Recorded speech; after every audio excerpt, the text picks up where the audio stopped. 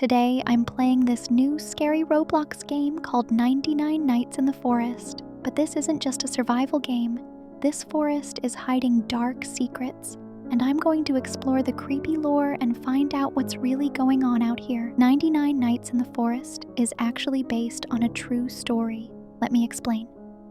In 2023, a real plane crashed in the Amazon rainforest. 4 children survived in the jungle for over 40 days, all alone. Many people believe this survival story inspired the game, but with a creepy twist. Instead of wild animals, the forest in this game is filled with something much darker.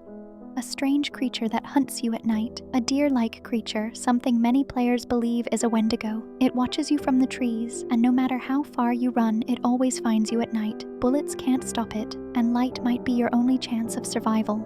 As you can see, I'm playing with a group of 5 people. Our first goal for survival was keeping the campfire running with plenty of fuel before night came. That's when things get dangerous. I wasn't sure if the creature would attack us on the first night, but I wasn't taking any chances. Figuring out how to eat food took me a while too.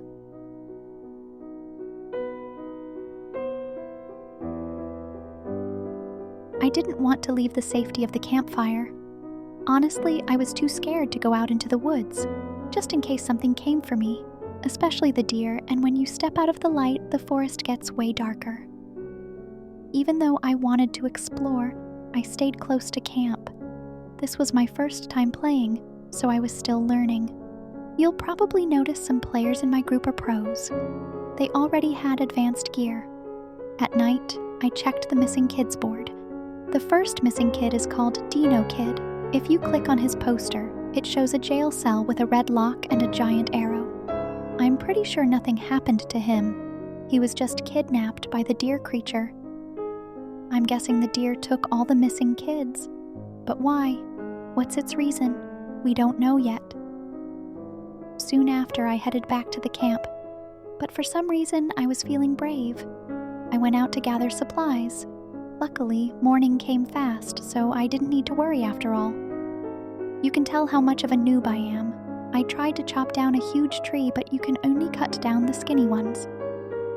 I wasn't much help to my team. Mostly, I just added wood to the fire, collected food, and did simple tasks since I was still learning. While searching for wood, I found an abandoned farm. There was a chest inside, and I got a good axe from it. I wasn't paying much attention to my group. I didn't know if anyone had left, but as long as I wasn't totally alone, I felt okay. I also tried hunting rabbits to get a bunny foot for the trapper. I'm not sure if he's supposed to be a hunter or just a trader, but I wanted to trade with him. On day 2, nothing creepy had happened yet, just fog, gathering supplies, and learning how to survive. I hadn't found any lore yet, but I hadn't explored much. Later, I followed Luis and we found an abandoned cabin, the first structure I'd seen. It was turning night, so it felt super creepy. Inside, I found loot and the first ranger's log. It said, "Something strange has been going on in the park. A few days ago, I saw a deer standing on its hind legs, staring at me. At first, I thought it was human. It didn't move. It just stood there, watching." A pretty creepy note, clearly talking about the deer creature. It didn't tell us much we didn't already know, though. We found a second piece of lore hidden behind the bulletin board. It said, "It hates all light, flashlights, fire, etc." That taught me something important. The deer creature hates light. Campfires and flashlights can keep it away, and based on the note, I think even sunlight keeps us safe. Now, I knew the creature only hunts at night, which makes sense, but I wasn't sure until reading that note. Back at camp, I tried crafting and using seeds, but had no clue what I was doing. I felt useless to my team. I wasn't here to chop trees or fight. I was just here to explore and learn the lore. Then, I found some peppers that gave me energy, and I sprinted to a second structure Mo had discovered. At the top, there was another chest and Ranger Log 3. I stopped to read it. The deer chased me all night. I was only saved when the sun came up and it disappeared into the forest. I bet the science lab at the edge of the forest has some answers. This log was actually helpful. It confirmed sunlight keeps you safe. And now, I knew to search for a science lab at the edge of the forest for more clues. By day 4, there were only 3 people left in my group. 2 players had died, or maybe they just left. As long as I wasn't completely alone, I felt safe enough to keep going. While I was checking my map, a wolf attacked me. Good thing I found that revolver earlier. I'm a terrible shot, but I somehow managed to kill the wolf and got food from it. Now I knew wolves are dangerous, and I should avoid them. Luis called for me to help him hunt more wolves.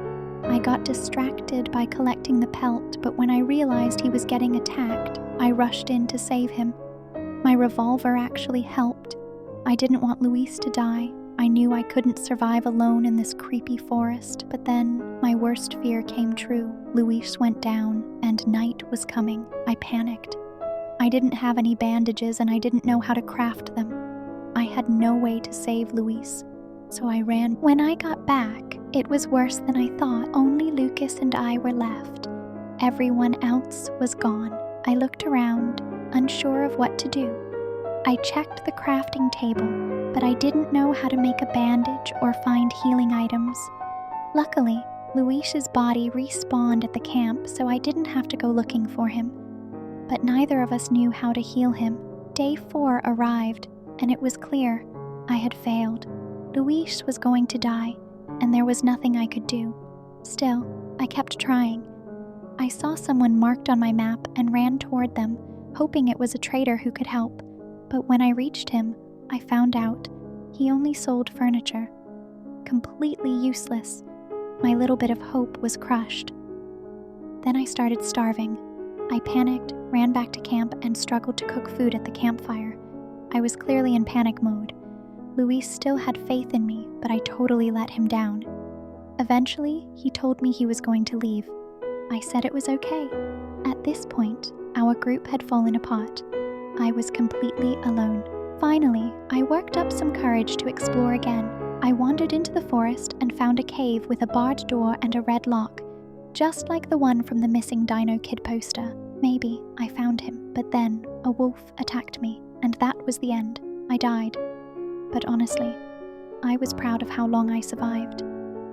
I discovered a lot of the lore and was the last. My stats were trash, but I still felt like I'd learned a lot.